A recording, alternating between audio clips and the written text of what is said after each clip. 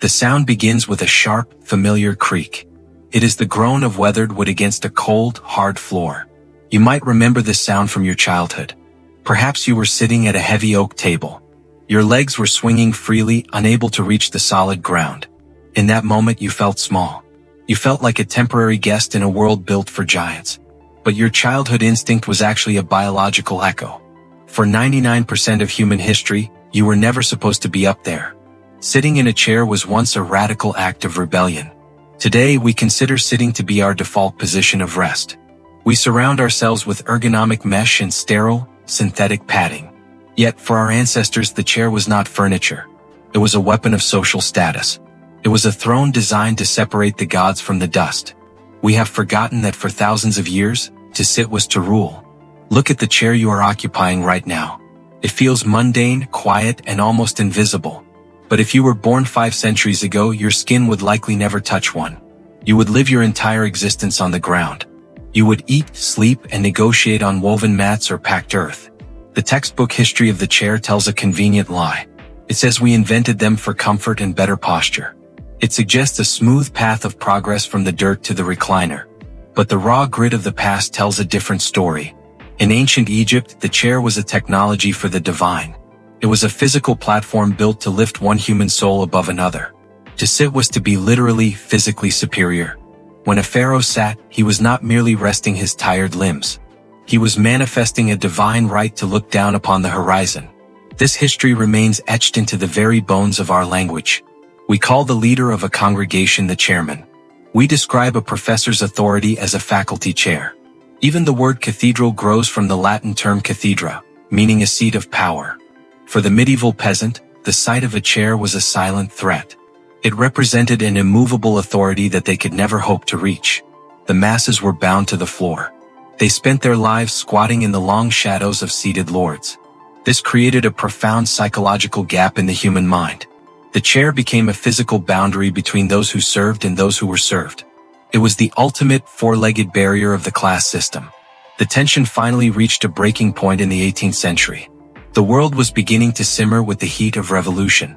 In the grand, gilded palaces of Europe, the elite sat in high-backed chairs. These objects were intentionally rigid and uncomfortable. They forced the human spine into a stiff, godlike verticality.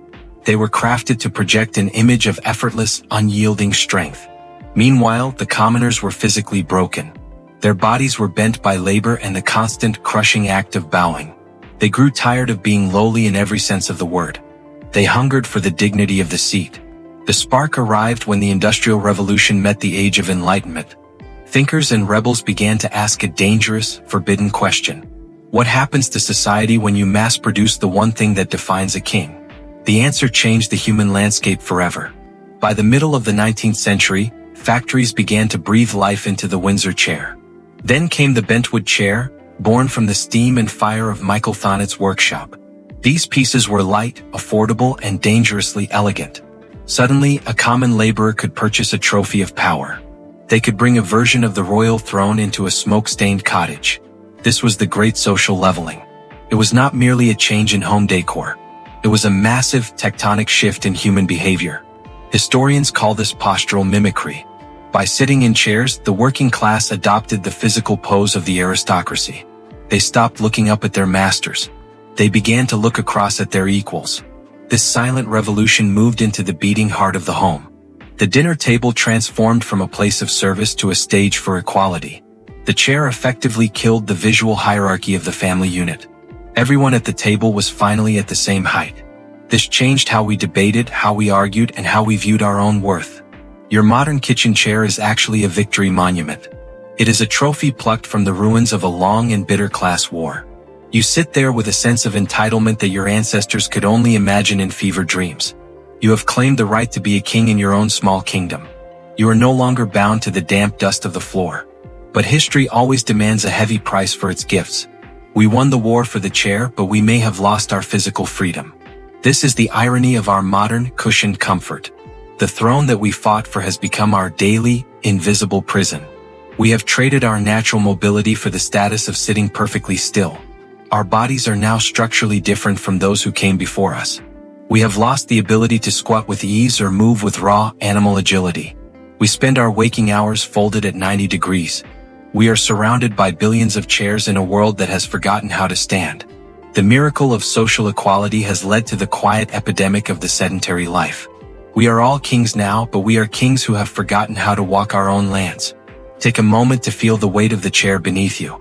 Notice the texture of the fabric and the bite of the cold frame. It is a silent witness to centuries of human struggle. It is a masterpiece of democratization. It represents the exact moment we decided that no human should be lower than another. But it is also a somber reminder of what we have left behind. We have moved so far from the ancient campfire and the raw, honest earth.